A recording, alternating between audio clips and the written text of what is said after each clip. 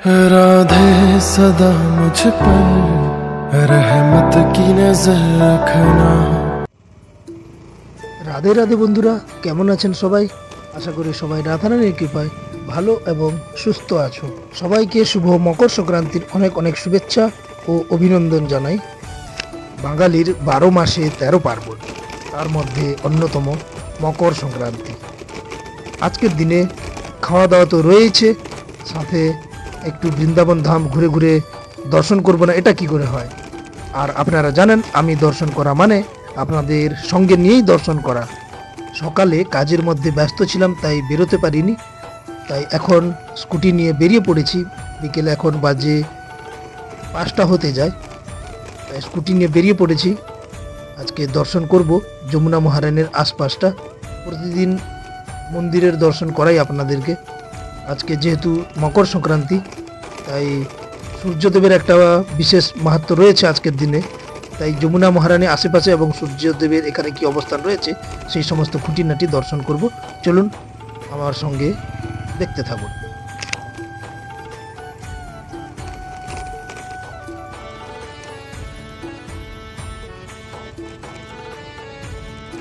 এখন যমুনা মহারানীতে জল অনেকটাই কম, তাই এখানে দেখতে পাচ্ছেন সামনে কাঠের পুল করা আছে, ওটা ওপাশে যাওয়ার জন্য। ওই দিকেই আছে আপনাদের বেলবন, তারপরে ভান্ডির বন, মানসরোবর, বংশীবট, ওই দিকেই আছে সমস্ত। এই দিকটা দেখতে পাচ্ছেন জল কতটা কমে গেছে যমুনা মহারানীতে এখন। আর এইদিকে দেখতে পাচ্ছেন সূর্যদেবের কি অবস্থান রয়েছে, লাল টকটক যমুনা মহারানীর উপরে পুরো সুন্দরভাবে কিরণ দেখতে, সূর্যের কিরণটা কত সুন্দর লাগছে আপনারা দেখছেন। যখন যমুনা মহারানীতে জল কম থাকে তখন এই পুলটা থাকে, আবার যখন বর্ষাকাল থাকে বা যমুনা মহারানীর জল যখন বেড়ে যায় তখন এই পুলটি আবার তুলে নেওয়া হয়।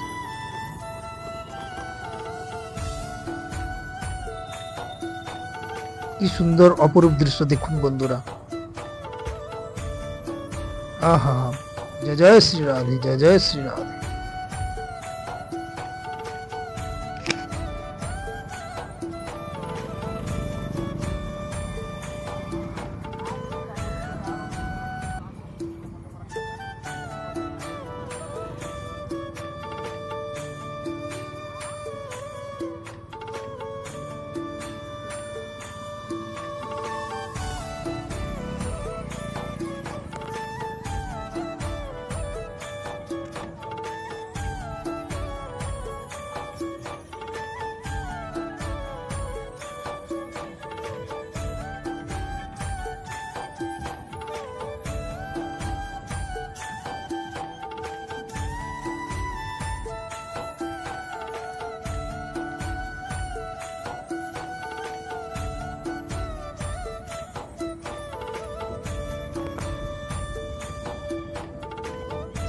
বন্ধুরা, বৃন্দাবন কিন্তু আগে গাছ পাতা লতাতে পরিপূর্ণ ছিল, কিন্তু এখন আর সে পরিমাণ লতা পাতা নেই। যদি সত্যি বৃন্দাবনকে অনুভব করতে হয় তাহলে কিন্তু আমি বলবো যে বৃন্দাবনের আশপাশটা একটু ঘুরে দেখবেন। মেন যে বৃন্দাবন, যেখানে মন্দিরগুলো রয়েছে সেগুলো আশেপাশে সমস্ত ঘরবাড়ি হয়ে গেছে, তাই সেখানে শহরের মতো অনুভূতি হয়। কিন্তু যদি বৃন্দাবনের প্রকৃত অনুভূতি নিতে হয় তাহলে কিন্তু আপনাদেরকে বৃন্দাবনের আশপাশটা ঘুরে দেখতে হবে। এই দেখুন কত সুন্দর সবুজে সবুজে ভরে গেছে যমুনা মহারানীর পাড়ে, দেখলেই মনটা জুড়িয়ে যায়। সূর্য এই সময় অস্ত যেতে চলেছে, সেই সময় এসেছি আমরা, দেখতেই পাচ্ছেন আপনারা কত সুন্দর সবুজে সবুজে ভরে গেছে। এটা আবার যখন বৃষ্টিকালের সময় এটা পুরো জলে ভরে যায়, পুরো যমুনা মহারানীর জলে এটা পুরো ভরে যায়, পুরো ডুবে যায়, আর এর কোনো অস্তিত্বই থাকে না সে সময়। দেখতেই পাচ্ছেন যমুনা মহারানীতে জল কতটা কমে গেছে এই মুহূর্তে।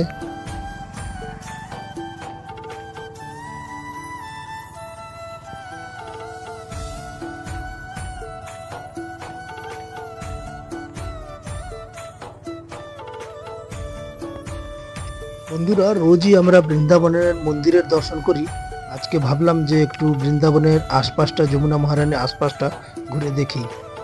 এখন এই যে দেখতে পাচ্ছেন ওই দিকটা হচ্ছে আপনাদের যমুনা মহারানীর ও পাড়টা, যে পাশে মন্দিরগুলো রয়েছে কেসিঘাট, আর এদিকটা হচ্ছে আমাদের যমুনা মহারানী এ পাড়টা। বেলবনের সাইডে চলে এসেছি আমরা এই মুহূর্তে, আপনাদের বোঝার সুবিধার জন্য দেখিয়ে দিলাম। এখন আমরা যমুনা মহারানীর পাড়ে পাড়ে একটু ঘুরতে থাকি এবং প্রকৃতির আনন্দ নিতে থাকি। ঢেলে সাজিয়ে দিয়েছে প্রকৃতি পুরো, দেখলে আপনারা এক্ষুনি দেখবেন সর্ষের ক্ষেত হয়েছে যমুনা মহারানীর এপারে, দেখলেই মনটা জুড়িয়ে যাবে।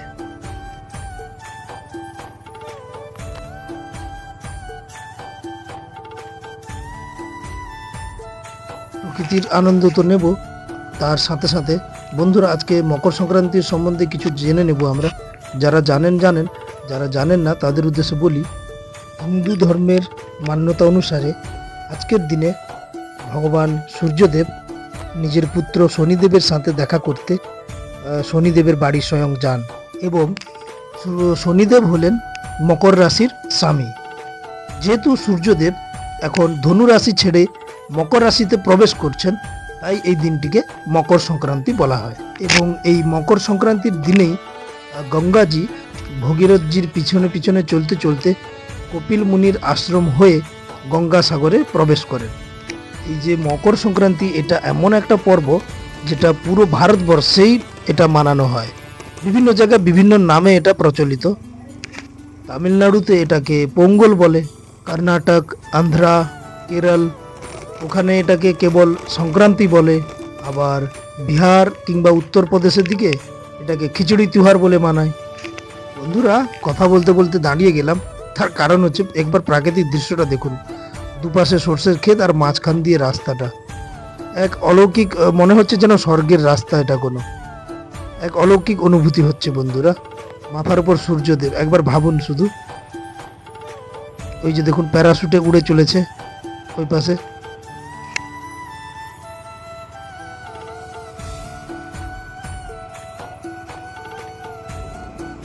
যেটা বলছিলাম বন্ধুরা, এই মকর সংক্রান্তি অর্থাৎ সূর্য এখন উত্তরায়ণে প্রবেশ করলো, এখন থেকে উত্তরায়ণ শুরু হলো।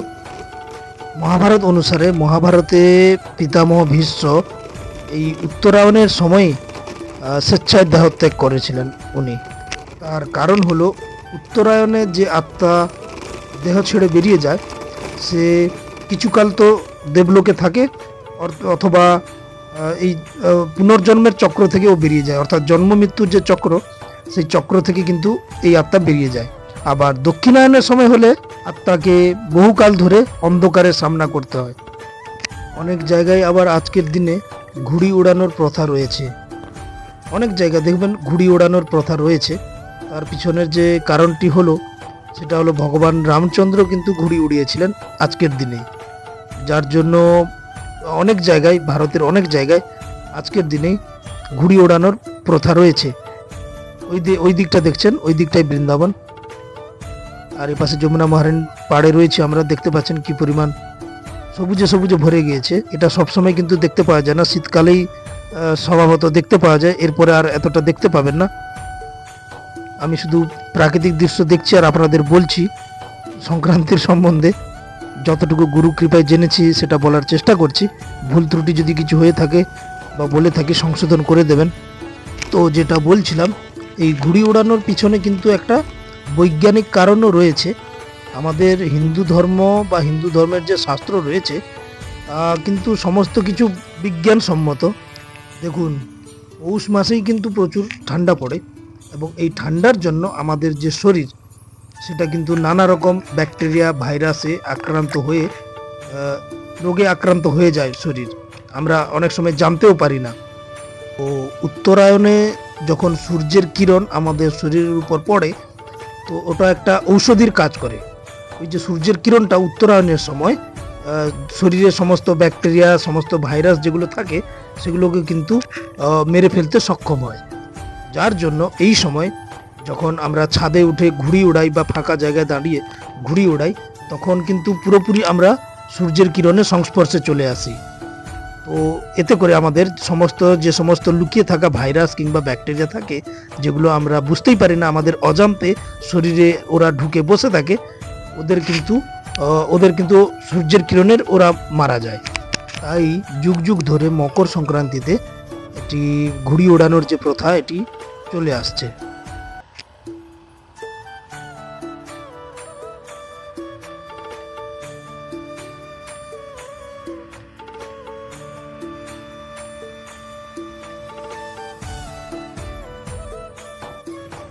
বন্ধুরা, এই যে প্যারাশুট দেখছেন আপনারা, এই প্যারাশুটে বসে আপনারা কিন্তু পুরো উপর থেকে আকাশপথ থেকে পুরো বৃন্দাবনের প্রাকৃতিক দৃশ্যের আনন্দ নিতে পারেন। তবে তার জন্য আপনাদের খরচ করতে হবে মাত্র 2000 টাকা এবং চলে আসতে হবে যমুনা মহারানীর এপারটায়, অর্থাৎ বেলবনের সাইডে। সময় সকাল 8টা থেকে সন্ধে 6টা অবধি।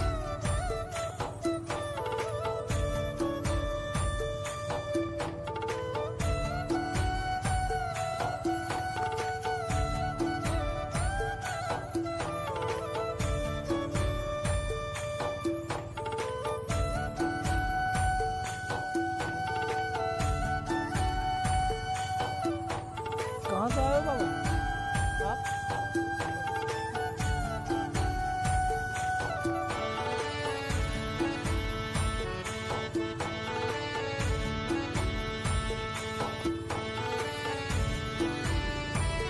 চলুন এবার বাড়ি ফেরা যাক।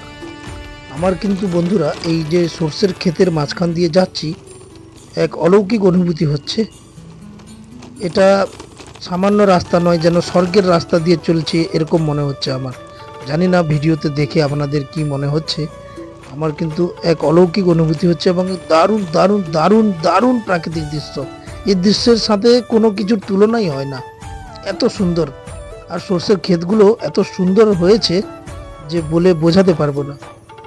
ভিডিওতে দেখে আপনারা যতটুকু না আনন্দ পাচ্ছেন, সামনে থাকলে তার থেকে অনেক বেশি আনন্দ পেতেন। বন্ধুরা, চ্যানেলে যারা নতুন আসছেন তাদের উদ্দেশ্যে অনুরোধ করব, আপনারা চ্যানেলটি সাবস্ক্রাইব করতে পারেন। বৃন্দাবন ধামের নতুন নতুন ভিডিও আসতে চলেছে এই চ্যানেলে। বন্ধুরা, আপনারা যারা বৃন্দাবন আসতে চান আমাকে মেসেজ করুন, থাকা খাওয়া এবং দর্শনের সুব্যবস্থা করে দেওয়া হবে। ভিডিওটি দীর্ঘায়িত করছি না, দেখা হচ্ছে পরের কোনো ভিডিওতে। রাধে রাধে।